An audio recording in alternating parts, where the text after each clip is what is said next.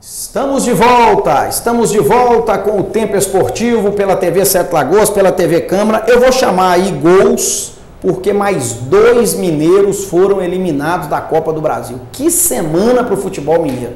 Primeiro foi o RT, nos pênaltis lá para o Vila Nova de Goiás. E na quinta-feira, depois de Tombense e Botafogo da Paraíba empatarem em 2-2, nos pênaltis, isso foi lá em Tombos, né? Isso. Nos pênaltis, o Botafogo da Paraíba venceu por 7-6. E a gente vai ver aí junto, na sequência, lá em Caxias do Sul, o Juventude bateu o América por 2-1. O América que, se passasse, enfrentaria o Botafogo, mas quem passou foi o Juventude. O RT fora, América fora, Tombense fora, Caldense fora, Boa Esporte fora. Os 5. Só restaram Atlético e Cruzeiro, que vão entrar lá nas oitavas de final, porque estão na Libertadores. Que momento ruim do futebol mineiro, principalmente os times do interior, né, Renato? Muito. Semanas terríveis aí para o interior de Minas na Copa do Brasil, né? E a gente lamenta essas eliminações, é que as equipes com chance de ganhar durante o jogo. Abriram o placar, tiveram na frente, nos pênaltis também estiveram na frente. E quando você acha que está tudo encaminhado, vai dar certo, vai ganhar, aí vem os erros. Aí começa a errar um, errar outro. A URT, a Tombense esteve na frente com chance nos pênaltis. E o América ontem, apesar eu achei o erro da arbitragem, mas tinha chance também de ganhar do Juventude. O time do América, o Juventude ainda não ganhou, não tinha ganhado esse ano no Campeonato Gaúcho, nenhuma vitória. E, infelizmente, vem o América e o Juventude passa. Vamos na luta aí de novo. É uma situação terrível, né, o Geraldo Vieira? Porque os 5 eliminados... até que os 2 primeiros, né, eu não acompanhei, mas essa semana foi cruel, devido às circunstâncias das eliminações, né? A URT na quarta-feira tendo todas as chances para se classificar, para pôr a mão em mais R$1,5 milhão de, né? O que daria aí um aporte financeiro muito interessante para a equipe, para as competições a nível nacional que tem pela frente. Foi eliminado nos pênaltis, né? Tendo todas as chances para se classificar. Ontem eu acompanhei o jogo da Tombense também, começou com o Botafogo da Paraíba em cima, jogando melhor, mas depois equilibrou, fez 1-0, cedeu o empate. Segundo tempo teve várias oportunidades, acabou ficando no 2-2 e sendo eliminado nos pênaltis, né? Mas deixou de ganhar aí mais de R$1,5 milhão. E o América foi um jogo mais tarde, eu acompanhei até uns 10 minutos do segundo tempo, quando o placar já estava 2-0, né? Um jogo morno no primeiro tempo, as duas equipes se resguardando muito, respeitando demais uma ao outro. Aí teve aquele pênalti esquisito lá, um lance isolado, né? Que o cara dá o carrinho, a bola bate na mão, e começou o segundo tempo com o Juventude já fazendo esse gol aí polêmico, uns achando que foi falta, outros achando que a bola estava ainda em disputa. Mas certo é que o juiz deu o gol e o América aí já com 2-0 contra, para você buscar, jogando em Caxias, mesmo com o Juventude não sendo hoje uma equipe que vem a meter medo como alguns anos atrás. É bom lembrar que o Juventude já foi inclusive campeão dessa competição, né? Em cima do Botafogo. E vai enfrentar o Botafogo agora. Pleno Maracanã.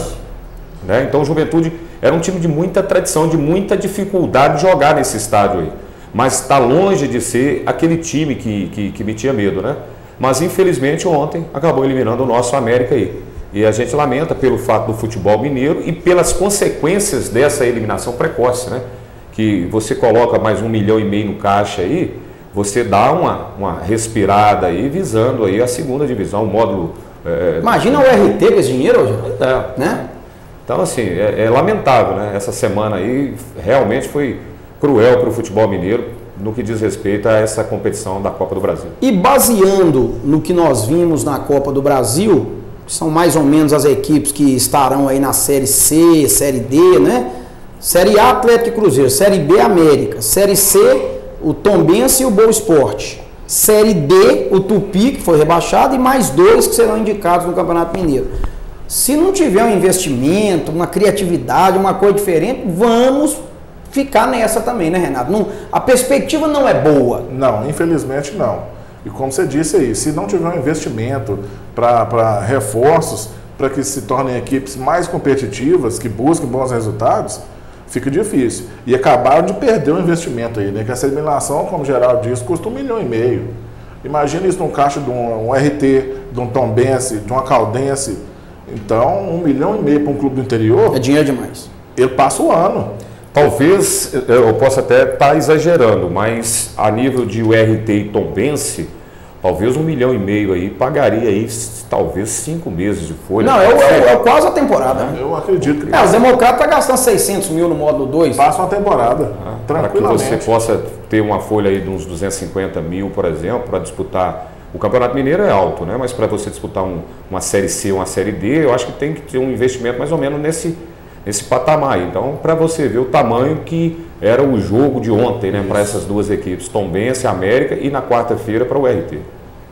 Bom, vamos mudar de assunto. Saber aqui do Renato, do Geraldo, o que eles acharam de tudo que aconteceu no meio de semana. Eu tenho uma bomba também, viu? Você tem? Tem uma bomba aí, vai colocar aí. Mas é mais pro final. Já tem mensagem para você. O que você vai falar? Não, cuidado. Tem uma bomba aí. Hoje é carnaval, vamos com calma, né? Jefferson já chegou? Já? Perfeitamente. Tem duas dele aqui já. Ótimo. Perfeitamente. Engraçado que essa semana ele só participou quarta-feira. Sim. Quarta-feira ele mandou para o Ildeu aqui, falando que o Ildeu precisa respeitar a história do sertanejo. Foi um quebra-pau danado, que procó danado. Que beleza. E na sexta-feira, eu acho que há, na verdade, um sentimento de carinho, porque os outros dias não participam, né? Não sei. Então é quarta e sexta. Mas não precisa xingar não, viu, companheiro? Eu tô vendo que você tá meio bravo aqui, você falou um negócio pesado aqui, não tem problema não. Aqui, gente, Copa Sul-Americana, nós tivemos destaque, aquela classificação do Corinthians em cima do Racing, lá na Argentina. Em compensação, o vexame do Santos no Pacaembu, eliminado para o River Plate do Uruguai. Quer dizer, futebol brasileiro alternando. E nessa seletiva da Libertadores, o Atlético passou, o São Paulo ficou pelo meio do caminho. E vejam só, o Talheres da Argentina, que eliminou o São Paulo, depois foi eliminado pelo desconhecido Palestino do Chile. Então, quer dizer, o futebol brasileiro continua ainda, alguns clubes, capengando. Muitas novidades, muitas surpresas para vocês nessas competições. Começar com o Geraldo. O Santos fora, o Corinthians dentro, a questão da Libertadores, Geraldo. O que é que você pode nos falar? O que eu posso falar é o seguinte, Álvaro. A gente faz uma avaliação assim... superficial, né? Eu não vejo nenhum time ainda despontando assim, o time do ano, o time da temporada até aqui. Eu continuo batendo na tecla o seguinte, que o futebol brasileiro ele precisa ser repensado. Há uma ilusão em relação a uma superioridade dos times brasileiros no que diz respeito ao futebol sul-americano, coisa que isso já acabou há muito tempo. Então, essas dificuldades, o Corinthians classificou a duras penas e a imprensa argentina lá está fazendo chacota com o time do Corinthians, porque o time do Racing que jogou praticamente era um time reserva, né? E o Corinthians precisou ir para os pênaltis lá para se classificar. O Santos foi eliminado. O Fluminense pegou um time, Alfagosta, um time... Antofagasta. Não conseguiu vencer, né? Não conseguiu vencer. E aí a gente tem esse ar de que vai ser superior. Há quanto tempo que o futebol brasileiro não ganha Libertadores? Foi com o Grêmio, né? O último título, né? Isso. Ano retrasado. Isso. Então, assim, pela quantidade de times que participam. Então, isso precisa ser revisto. Só para traçar um paralelo, parece que isso já é uma cultura do futebol sul-americano e principalmente do futebol brasileiro. Teve a convocação da seleção brasileira, né? E o Tite falando, o que o Tite mais fala é da característica individual dos atletas. Aqui tem o Vinícius para jogar do lado do campo, que ele é mais agudo, que ele é gol, com aquele linguajar gauchês dele, né?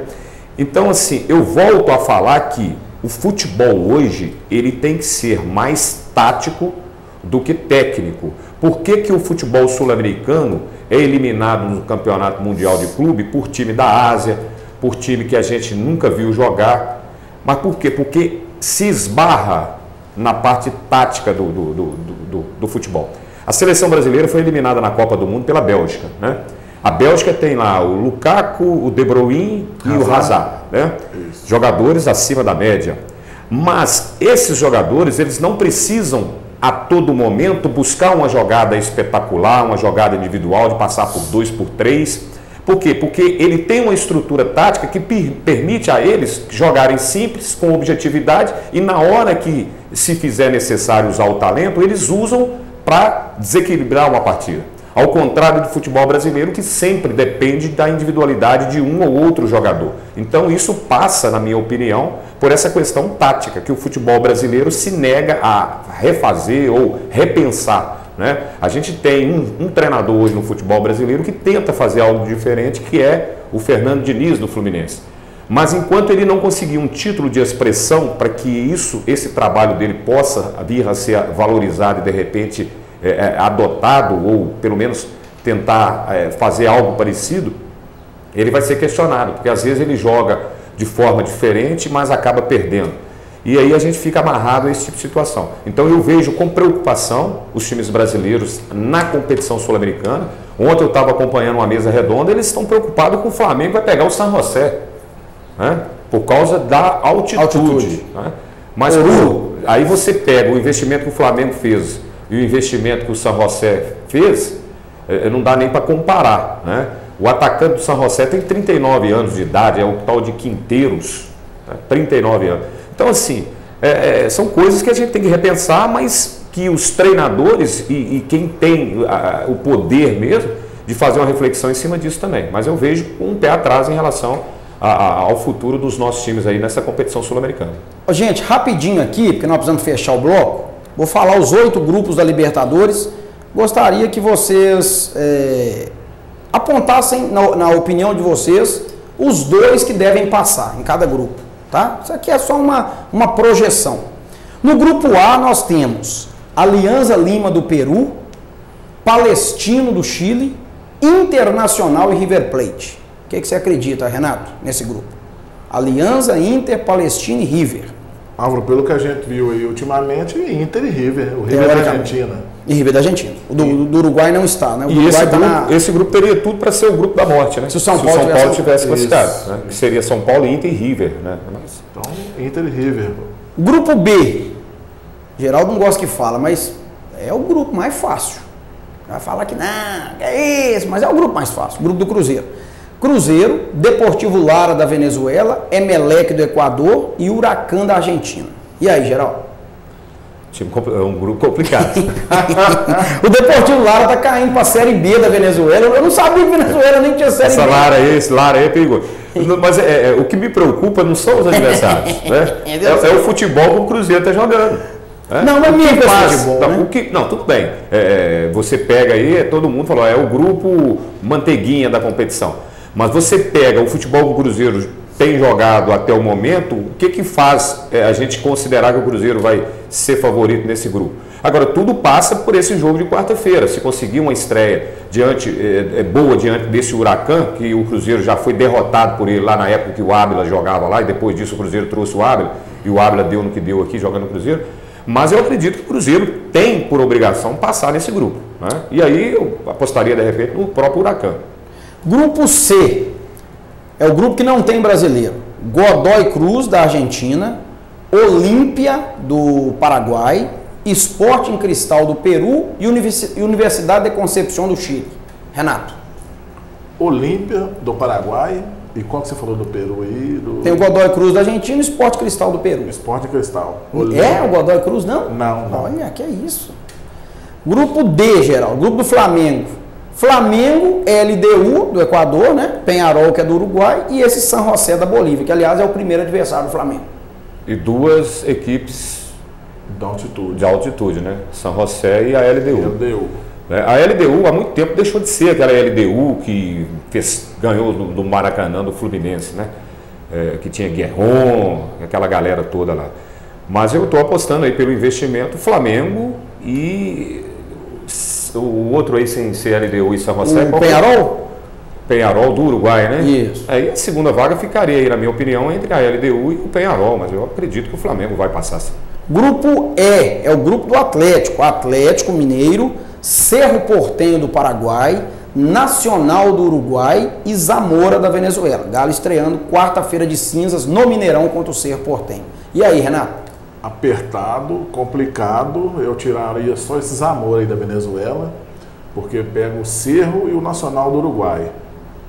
Passa o Atlético e vai ficar essa briga aí, de Cerro Porteño e Nacional, eu acho com mais chances o Nacional do Uruguai.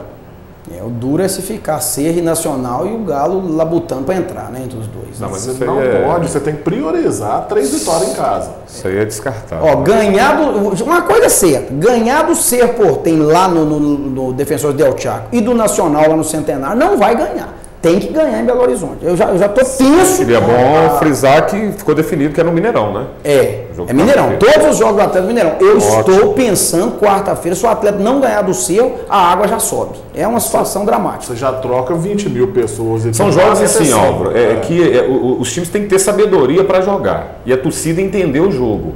Achar que vai atropelar, pode até vir a acontecer de um placar mais elástico e tudo. Mas é fundamental você ter toda a cautela, porque esses times são burricidos, eles vêm, jogam todo mundo atrás da linha da bola, fica jogando ali por uma bola, né?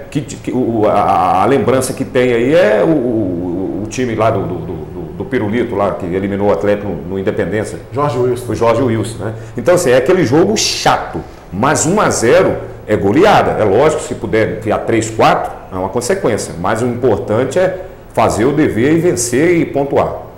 Grupo F, é o grupo do Palmeiras. Palmeiras, São Lourenço del Magro, da Argentina, Melgar, do Peru, que eliminou o Caracas, e o ex-time do Chará, o Júnior Barranquilla, da Colômbia. Esse Júnior Barranquilla é um time bom, certo? O que vocês acham? Eu acredito que vai dar Palmeiras e Júnior Barranquilla. Grupo G, Renato, tá aqui, ó. Nossa senhora, esse aqui não sei, porque esse Jorge Wilson lá na Bolívia é um time problemático, esse Tolima é meia boca. Atlético Paranaense, Boca Juniors, Tolima e Jorge Wilson. Não. Boca, vamos por ordem aí. Boca e Atlético Paranaense. Mesmo com altitude, com tudo? Mesmo com altitude, esse Jorge Wilson lá tá. Aqui o Atlético não foi bem, cara. O Jorge bom é com o Matheus. com o Wilson empacou ainda não. Fez um sucessinho aí, relâmpago. Oh, meu Deus. É duro, hein? E esse time tirou o Galo. Grupo H, é o último. Grêmio, Libertad do Paraguai, Rosário Central e Universidade Católica de Chile. Time chato. Grupo chato. Talvez um grupo... o Grêmio tem um certo favoritismo, mas se achar que já está classificado, pode sim enrolar. Mas talvez seja, na minha opinião, o grupo mais equilibrado aí da competição. Esse Rosário lá na Argentina é um time chato, o Libertad também é uma equipe. Essa Universidade Católica, eu não sei como é que tá. O futebol chileno caiu um pouco. E o Libertad eliminou o Atlético... Paranaense. Não, da Colômbia. Atlético Nacional do Medellín. Atlético Nacional. Isso aí. Gente, eu preciso fazer um intervalo agora. Na volta, notícias do Democrata. Tem bomba, hein? Tem bomba sobre o Democrata. Galo, Cruzeiro e Loteca. A gente volta já.